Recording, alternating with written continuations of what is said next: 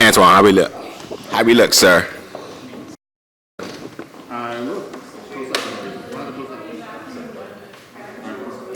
We look good? Yep, make sure you're centered. You're both centered. Good. Cool? You already start recording. All right, cool. All right, we're here with another interview here on the Big Gold Belt. I'm here with the MCW current reigning ROH Television Champion, Joe Keys. What's up, buddy? Thank you for having me today. Just got done with this photo shoot. A lot of promiscuous photos for private viewing for $10.99 on premium Snapchat or whatever it is. I was just about to say that.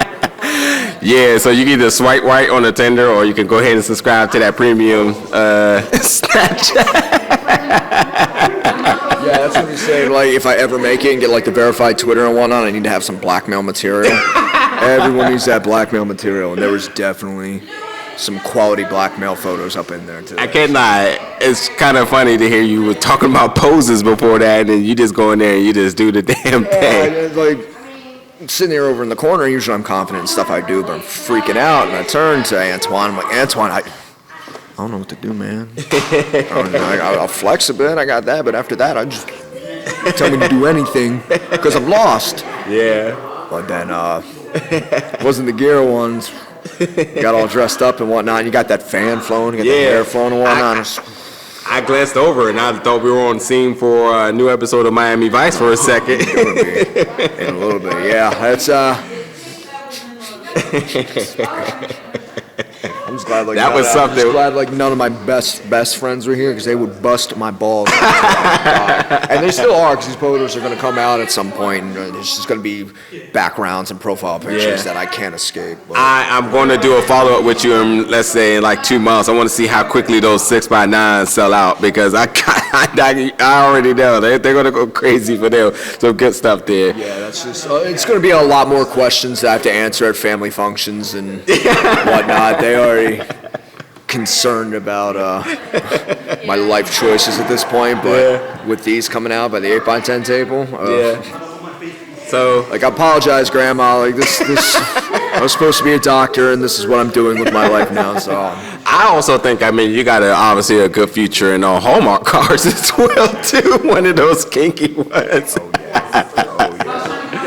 Father's Day, Mother's Day card. Yeah, yep. All of it. Yep, good stuff there. So yeah, you were the better of the two Joes, recently winning here the ROH Television Champion MCW. Can you talk about that opportunity and everything with that? It's just not the opportunity, but the person I was up against, Joe Gacy, and CZW heavyweight champ, current Evolve Tag champion. It's kind of testing the water to see where I stand against top independent talent, not just in MCW, but someone who's made a name for themselves. On the scene outside of what we run in Joppa. And Gacy, it's every credit he's ever earned, the legacy he's building for himself, it's top notch. And after being in there with him, it's guys like him, guys like Anthony Henry, who they bring in that have that top indie Evolve style. It's a different pace than what I'm used to, but it's a test nonetheless, and I look forward to matchups like that, especially on the cusp of breaking into Ring of Honor, whatnot. You can see a whole lot more of those type matchups, those type of speeds, expectations, and after a night with Gacy, I'm fairly confident in what I provide to the table, not just MCW, but to any company that brings me in. I have to firmly agree with you there. I was just going to say MCW's been a home for you for a while, and now that you're making your strides in ROH, now just the opportunity pool is opened up, and you're starting from the ground up. But again, especially right now in the landscape of wrestling, everyone's looking to get their hands on the hottest talent. So when you're in the upper echelons of promotions, and they have their eye in investing in you, and considering everything that they built up over the years, that just tells you how much confidence they have in you, how much confidence you should have in yourself, and just, the future is just unlimited right now. And beyond that, is there anybody particularly that has really been a mentor in that transitional process going into ROH? Definitely R.J. Meyer, the bruiser at MCW. He's my wrestling. He's the guy. He's my wrestling dad. To not just me, the others you've interviewed earlier today. Essentially anybody that's came out of MCW in the last 5 years, he's been the mentor.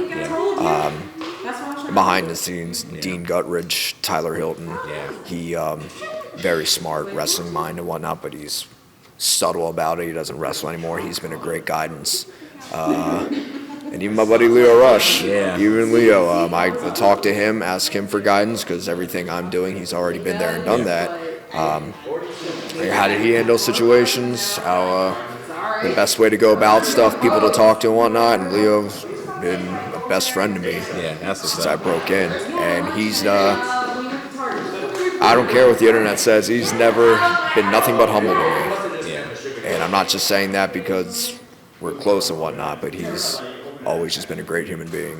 I mean, you're not getting credit for just name dropping somebody just for points or something like that. You're only going to speak it if it's genuine, obviously. So I can name drop a whole bunch of people right now I've talked to and whatnot, but those are the people that have helped me the most, I'd say. In terms of guidance, I've had like support lines like Ken Dixon and Rob Locke have been my best friends from wrestling since I started, and we've always been there for each other. And I definitely wouldn't be where I am now without a good support group to play off of. I believe one of the best independent wrestlers out there is Jonathan Gresham, who I know is one of the head coaches in the dojo. How is it to be under such a phenomenal person, spirit, and wrestler in the camp?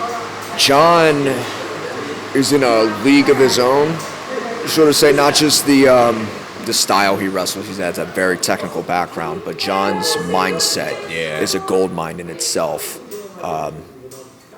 Especially how it derives from traditional wrestling that we're taught at MCW and a lot of other places are taught, but John has world experience that he shares on us, and some of the stuff that he shares with us is just, I've never thought of it that way.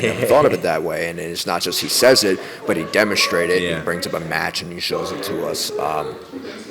And he challenges us. In a sense that's different than like the traditional basics. And when a lot of people say, keep it easy, stick to the basics, and John would be like, no. Pick it up, show what you can do, show your worth, show why you're here type thing.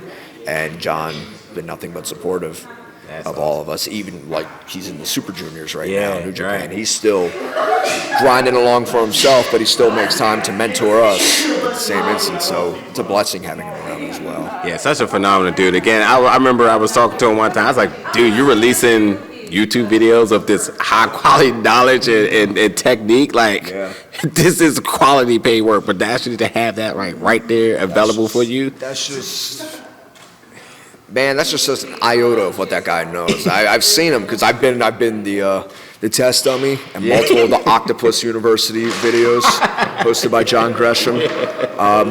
He just stands there and he kind of does like one of those inquisitive thoughts. Okay, I got it. Just go to all fours, and then he ties me up in some pretzel as if it was the most basic thing in the world. I'm looking there. I'm like, I'm about to knee myself in the face, John. How did you get me here? I have like 80 pounds on you. But just a mind for wrestling that I think is very underrated. Very underrated. Oh yeah. So what do we have coming up as far as your dates and stuff outside of MCW and outside of MCW? Next weekend, May 18th, I've got Revenge Pro Wrestling in Erie, Pennsylvania. Okay.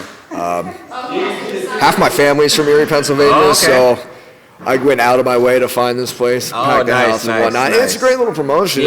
Like Erie sounds real desolate and whatnot, but they put 500 people up in this place every time I've been there. Great indie numbers. Anybody who's not aware. It's great. Actually, really good. Think about it. I got Revenge Pro next weekend. Got the Bruiser Benefit Show June 1st down in Joppa. Week after that, I'm out in Fight Society. It's out near Pittsburgh. I was just there last night. Okay. It's a rabid crowd. Talk about Pennsylvania. Pennsylvania. I'm talking like my first 30 minutes there, I had a complaint to management written on me, 2 kids crying, and like at least 2 different grandmas that tried to cause physical harm in like 30 minutes. of me being there. The promoter came up to me and showed me a message and said, "You have somebody so pissed off that they want to fight you in the parking lot." And they're threatening to just like wait for you to come out. And then he said, "Can you come back every show?" So be back there weekend after that, and then I believe Vanguard down in Norfolk, June 15th. That's all I know off the top of my head. Okay. As of the moment. Obviously, because you're the MCW champ, all your dates will be there, and then you can find that at mcwwrestling.com as well. Outside of wrestling and training and all the other future success and stuff that's going on, what you do in your downtime? I don't know. Everyone's bum little job they have to go to in the morning. Yeah. Straight on. I don't know. I don't have much free time, as I have to go to a whack day job. I oversee Dorito manufacturing, like quality insurance and whatnot. So every Dorito anybody's ever eaten in the last 2 years has gone through me. There's been no complaints. I can for sure that. Well, we've saved a lot of. I don't know if I can say words on here to catch myself, but a lot of dumpy products from being released. So, Oh, well, shoot. We might as well just ask the quick question real quick. Your best or favorite Dorito? I hate Doritos right now. I'm around that track. Funny thing is, I can relate. When you work for a brand or such, like you don't want it. I mean, I like the spicy chili, sweet and spicy chili. That'd be my absolute favorite. But after seeing what it's so much salt in that stuff that I can't. You're not getting this eating Doritos, right? No, not up front. And that was the problem when I first started working there. I was like, free Doritos. It'd be fine if I work out, and then out of nowhere, I'm getting like this little pooch on the pudge. I wasn't there a month ago. I don't know what's the deciding factor up here, and I realized like all my chicken breast and rice became nacho cheese chicken breast and rice. So I had to cut back on that. Yeah, it's really that. Go to the gym, go to the Ring of Honor Dojo. Go to sleep, wake up, repeat. Yeah. Right on. So that's my life right now. It's fairly. That's what the champion has to do, right? Right. All day, every day. A lot of work. It's not all glorious holding the title belt up, taking pictures and whatnot. It's lack of sleep, no sleep. A lot of stress.